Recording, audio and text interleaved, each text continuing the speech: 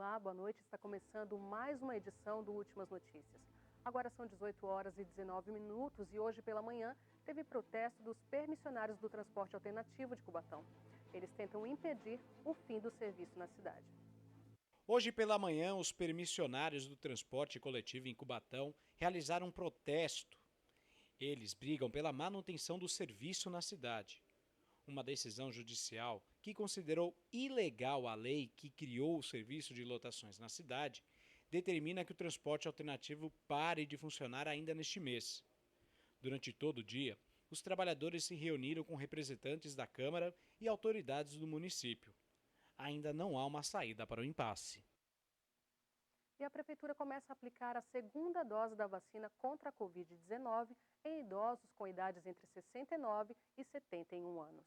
O serviço está sendo realizado em 14 unidades de saúde do município, das 8h30 da manhã até as 4 da tarde. Para se vacinar, é preciso apresentar RG e comprovante de residência.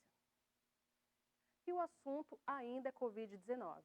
Vamos acompanhar no nosso telão o último boletim da Prefeitura divulgado hoje mesmo, dia 19 de abril.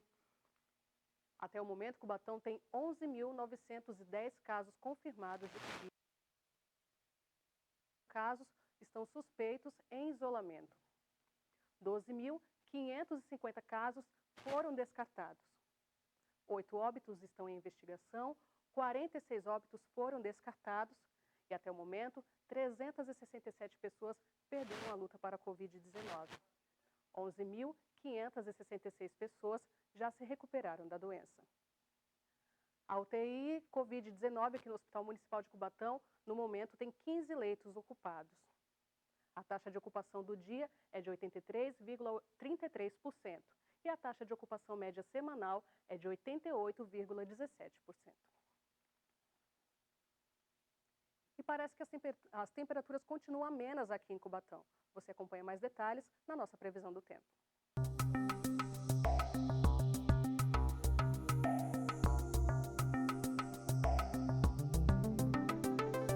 Nesta segunda-feira, áreas de instabilidade associadas ao processo de intensificação de um ciclone subtropical no oceano ao largo do litoral paulista mantêm a expectativa de chuva fraca ao longo do dia.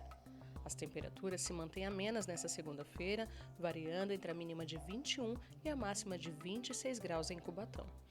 Os ventos serão moderados a fortes, com rajadas de ventos entre 14 e 26 km por hora. A umidade relativa do ar varia entre 63% na mínima e 92% na máxima ao longo do dia.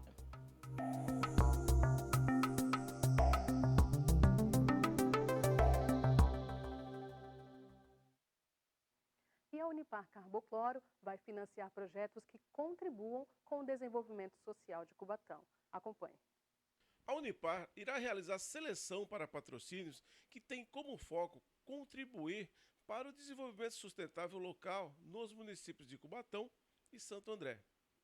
O intuito é apoiar ações emergenciais para o enfrentamento dos impactos sociais negativos causados pela Covid-19. Os projetos devem ser focados em ações que tenham como foco mitigar impactos sociais negativos causados pela pandemia, que atinge comunidades mais vulneráveis. Para os projetos de prevenção e mitigação, serão destinados recursos próprios para até 12 ações emergenciais, com um aporte de 15 mil a 20 mil reais para cada uma, e que tenham duração mínima de 1 mês e no máximo 3 meses. Já os projetos voltados às ações socioeducativas, geração de renda e capacitação, com valores até 100 mil reais, com recursos oriundos das leis de incentivo fiscal vigentes. Podem participar organizações da sociedade civil constituída, de acordo com a legislação brasileira, até dia 31/12/2019, podendo ser organizações, fundações, associações, centros comunitários e cooperativas. As inscrições vão de 14 a 26 de abril e poderão ser feitas diretamente no site da empresa www.unipar.com. Muito bem, agora são 18 horas e 24 minutos e é chegado o momento do esporte aqui no Últimas Notícias. E para falar sobre esporte, recebo aqui meu amigo Washington Luiz. Boa noite, Washington. Tudo bem, Marcelinha? Boa noite. Boa noite a você. Certo. E boa noite a todos que acompanham o Últimas Notícias desta segunda-feira. É isso aí. Pois é, e mais uma rodada do Campeonato Paulista aconteceu neste final de semana, né? Só que o Santos venceu ontem, mas na sexta-feira perdeu para a Ponte Preta de Campinas por 3-0. O Palmeiras no clássico contra o São Paulo também perdeu por 1-0. O Corinthians empatou com o São Bento, mas essas equipes neste final de semana se recuperaram, com exceção do Palmeiras, não é? O Corinthians venceu, o Santos também venceu, e os gols do final de semana de mais uma rodada do Campeonato Paulista, o gol é importante, né? A coisa mais importante do futebol. Os gols nós vamos acompanhar agora. Vamos lá então. Depois de perder para a Ponte Preta por 3-0, o Santos voltou a jogar na Vila Belmiro pelo Campeonato Paulista e venceu a Internacional de Limeira por 2-1. Depois da cobrança do escanteio, David marca contra Santos 1-0.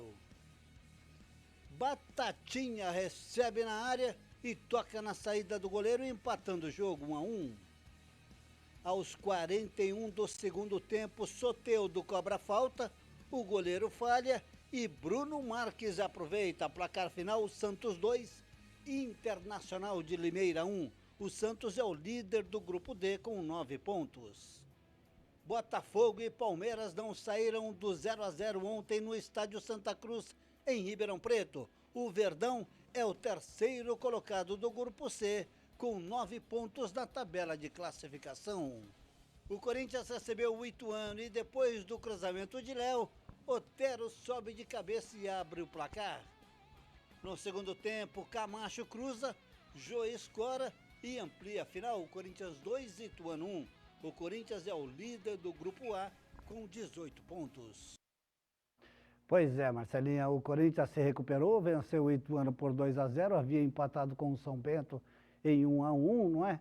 E o Palmeiras foi mal contra o Botafogo de Ribeirão Preto, o Paulo Tito muito triste, os palmeirenses muito tristes, porque o Palmeiras não está reeditando o futebol que apresentou contra o Flamengo na final da Recopa e assim sucessivamente, né? Da Supercopa, não é? Mas o Campeonato Paulista está em andamento, jogos todos os dias devido a essa pandemia do coronavírus. A Federação Paulista de Futebol ajeitando, né? Você vê o Santos em 25 dias, 11 jogos. O Palmeiras da mesma forma, o São Paulo, enfim, tem que remanejar para o campeonato prosseguir. Ainda falando do Campeonato Paulista, hoje à tarde, na Federação Paulista de Futebol, houve uma reunião com dirigentes envolvendo a Série A2 do Campeonato Paulista, que envolve a Portuguesa Santista. Vai retornar também o futebol da Série A2 e naquele mesmo esquema, futebol segunda, futebol terça, futebol na quarta. Vocês querem ver só uma coisa? Ficou decidido que a Portuguesa Santista, não é, da Série A2, joga amanhã em São José dos Campos contra a equipe do Atibaia. E na quinta-feira ela joga em Uricumursa contra o 15 de Piracicaba. E provavelmente no final de semana contra a equipe do São Bento. Os jogos da Série A2 vão seguir o mesmo parâmetro da Série A1. Jogos apenas depois das 20 horas, né? Devido ao decreto do governo do estado, não é? Então, o Juventus no estádio Adolfo Crespo não tem iluminação e ele vai utilizar o campo da Portuguesa Santista, o estádio Uricumursa, para mandar os seus jogos. Então, vamos ter jogos em Uricumursa segunda, terça, quarta, quinta e sexta, porque a Portuguesa joga segunda, joga quarta, talvez sábado, o Juventus terça, quinta, e assim vamos esperar ver o que vai acontecer. É a pandemia do coronavírus e a federação remanejando os jogos do futebol de São Paulo, viu, Marcelinha? Certo, Washington. E falando um pouquinho sobre vôlei, Taubaté bicampeão da Superliga. É, muito bem lembrado por você, não é? Dois jogos e 2 vezes o Taubaté venceu o Minas Tênis Clube. As imagens, tela, não é? Né? A festa, né? Dos bicampeões da Superliga do vôlei masculino, não é? Nós falamos isso aqui anteriormente, o vôlei feminino está por conta de Minas Gerais, mas o vôlei masculino por conta do estado de São Paulo. O Minas Tênis também é de Minas Gerais, Minas Tênis Clube, mas não foi para o Taubaté, que venceu os 2 jogos ontem. Na sexta-feira foi 25 a 20, 25 a 22 e 25 a 17, mostrando aí a supremacia do Taubaté. Notícia muito legal, mas nós temos, infelizmente, nós trabalhamos com a informação, não é, Marcela? Claro. Nós temos que dar essa informação de que o Renan Dalzotto, que foi um excepcional jogador de vôlei, da época do Bernardinho, do Bernardo, do William, do Xandó, não é, Paulo? Aquele timaço do voleibol masculino. O Renan, que era jogador, hoje é técnico da seleção brasileira. Ele está com Covid-19, foi internado e agora está entubado. Boa sorte a recuperação, né? Tomara a Deus que o Renan saia dessa situação. E a mesma coisa aconteceu com o presidente da Confederação Brasileira de Voleibol, o Radamés Latari, que pegou o Covid, que foi entubado, saiu da intubação, não é? E agora está na fisioterapia, está recuperando dessa maldita doença aí, que é o coronavírus. Boa sorte ao Renan, boa sorte à família dele, um técnico excepcional, assim como ele foi também um excepcional jogador de voleibol. Nossos pensamentos mais positivos, né, para eles e para todas as pessoas que no momento estão acometidas por essa doença. Exatamente, a todos os nossos sinceros apoio, né, a todas as pessoas que estão passando por esse momento triste. É isso aí. Tá Mais bom? alguma informação? Um abraço para você, boa noite a você, boa noite a todos e logo mais amanhã a gente volta com mais informações do esporte, tá bom? Certo. Então, dessa forma encerramos as últimas notícias dessa segunda-feira. Uma ótima noite para você.